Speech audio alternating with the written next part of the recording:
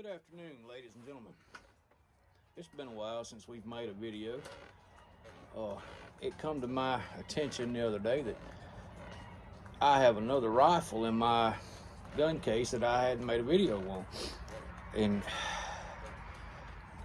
the rifle is, it holds a place in, I wouldn't know if I'd say American history as far as firearms are concerned, but it did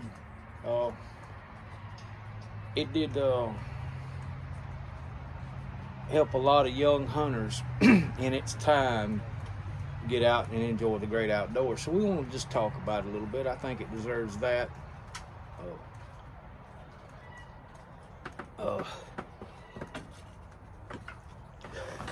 If this is your first time here, pardon me for the pause, as I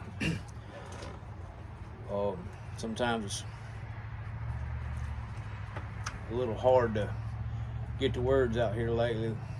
Wife's just getting over COVID and all, and I probably am just getting over COVID. I just went ahead and quarantined with her here at the house. But we want to talk about this rifle right here. So you've seen my video on the 30-30, the Marlin, my other lever action. Well, this one's a little different, but it's also a lot the same. Some of you gonna know what this is, some of you're not. How many of you have ever seen this gun? Take a good look. You ought to know right now what it is. Well, in case you don't, I'll tell you. But say that looks an awful lot like a 336 Marlin. Well, yes and yes. Look on the barrel right there. I don't know if that's going to show backwards or what, but it actually says Glenfield Model 30, the Marlin Firearm Company, North Haven, Connecticut, USA. Caliber 30-30 Winchester. Okay? So the long and the short story of it is, what it is, it's a 336 Marlin. We as kids knew them as Glenfields, okay? That's a Glenfield. And we could tell that by the engraving in the stock, and in the forearm. We knew that it was a it's a Glenfield. So this one, it's got the one piece, scope mount, and it's got a newer model scope and things. You also notice this thing doesn't have a full magazine tube. It doesn't go from here to here and with the barrel bands like a regular model 336. This is called the half mag or half tube, or and some of the old codgers, they would call it the Indian version. And quick story on that. Back in the design 1895, and the rifles would, these rifles were designed, the Marlin lever actions. 1895 was one of their biggest sellers. I'm assuming that they called it the Indian version because the United States government was doing a lot of trading with the Native Americans. Well, who would want to give them a full magazine, not knowing how things were going to turn out? So let's give them a half mag. That's the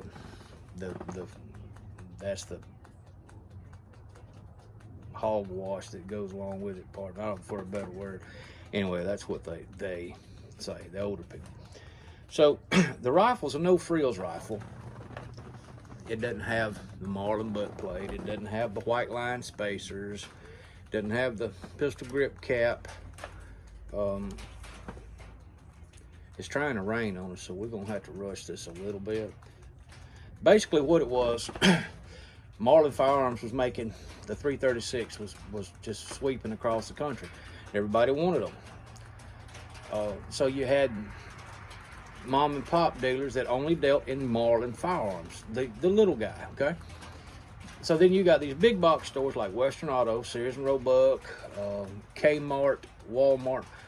They wanted to sell the rifles too. Well, that wasn't really fair to mom and pop over here, because mom and pop couldn't sell the rifle for the same price that the big box stores can. You still, this goes on today.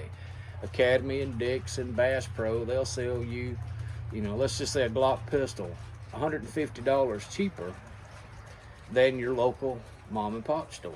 Now, they can't compete with the big box guys. So anyway, they went to Raising Cane. You know, we've been selling Marlin products for years, and now you're just gonna let these big guys just, you know, put us out of business. So they demanded something to be done. And then on the other side of that coin, the big box stores wanted their brands to be distinguishable, you know what I mean, to be able to tell it from the higher dollar mom and pop things. So this was the answer. This is the Glenfield lever action 30-30. Well, Marlin still wanted their brand on it, of course, so buy Marlin. That's what's on the barrel. Only difference in this and the 336 is the wood. They used, instead of using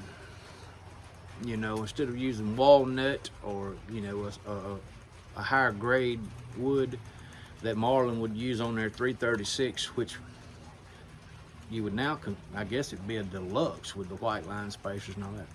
But anyway, this is birch or some other hardwood. I'm assuming this is birch. That kept the cost down.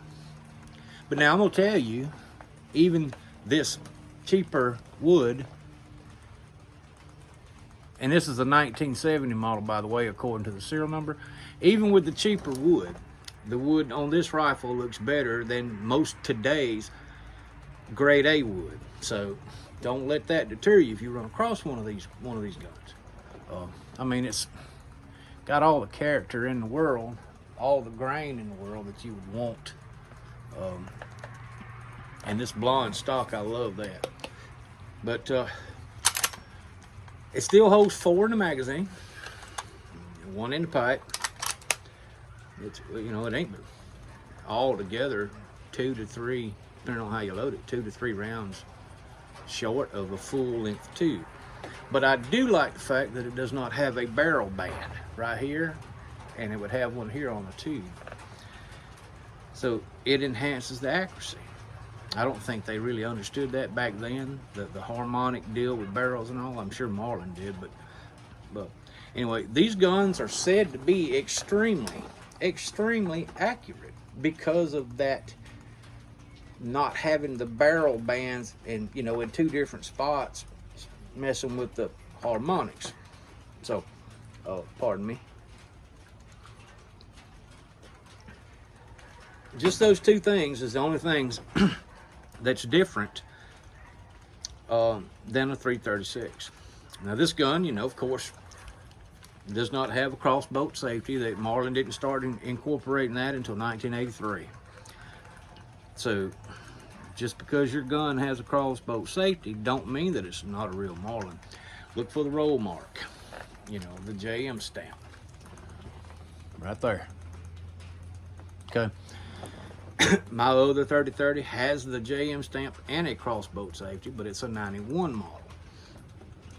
It's hard to believe that this gun, at the time of this video, is 51 years old. And I hadn't really tried to see just how much it will group. It's minute of deer, no doubt. But I'm sure that if I were to match the ammo with it, and we're gonna find out, but I'm sure it's accurate. You know, I've never had a inaccurate Marlin lever action rifle. So we won't hold you up with all the specs and hoopla. Oh, by the way, it has a brass bead front sight on it. Gun weighs just shy, well, right around 7 pounds without the scope and the sling.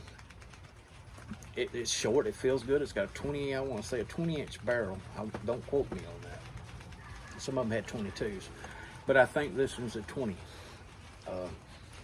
We'll measure it and see. I don't know why I hadn't done it. But just a great whitetail deer rifle. They make several versions of the Glenfield. They make the 30, which is what this is.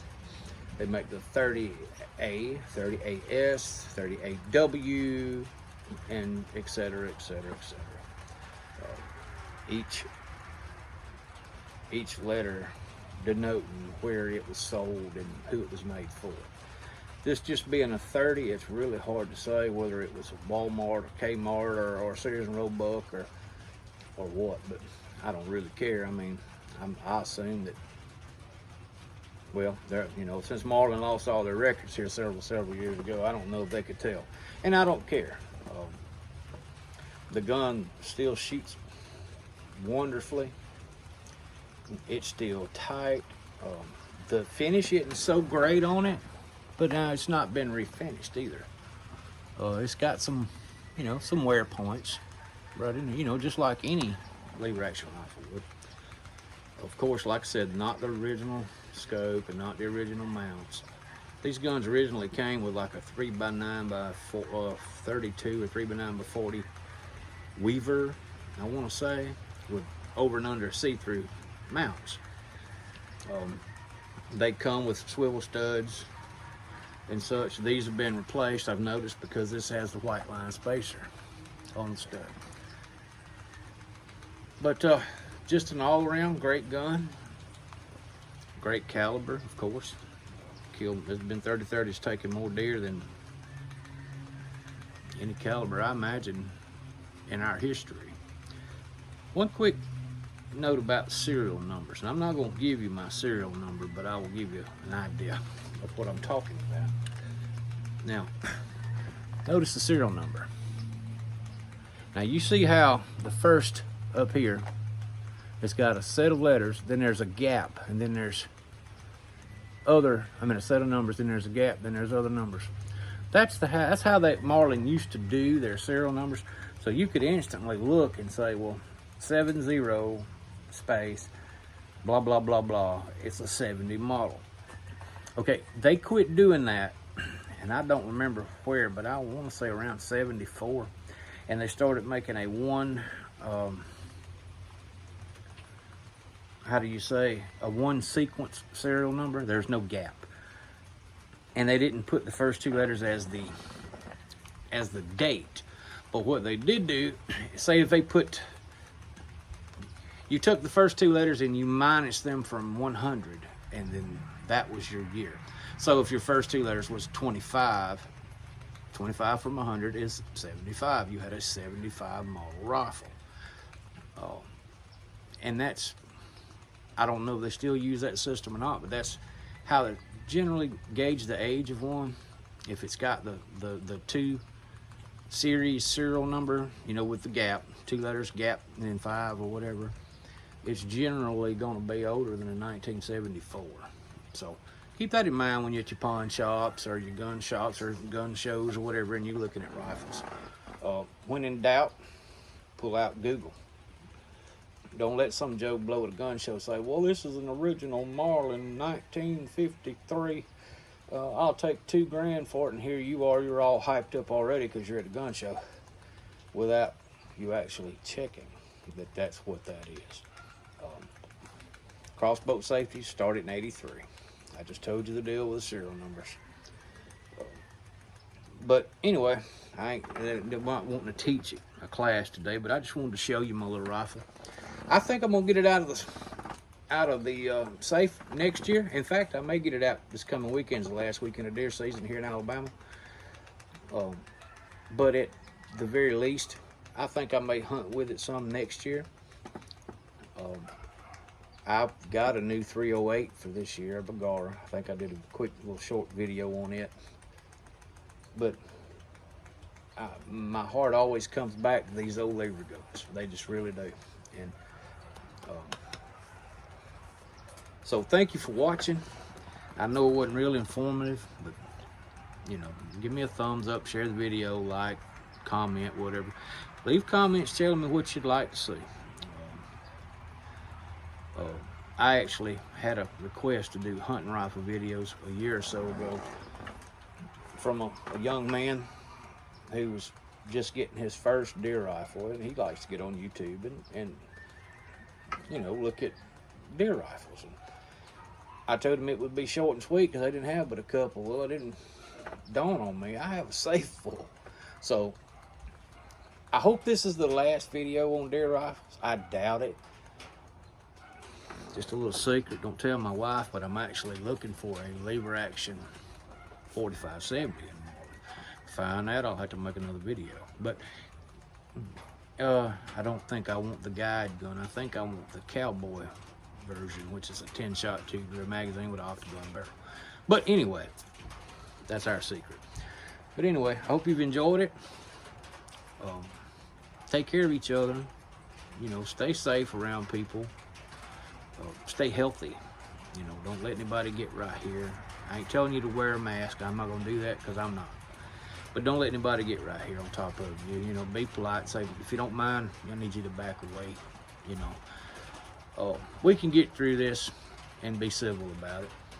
So, if you are at home quarantined, now would be a great time to get your guns out, break them down and clean them.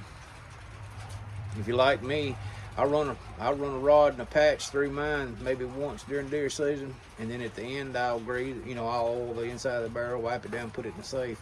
That's where this one's been. So anyway, I've rambled on enough. Thank you for watching. God bless you.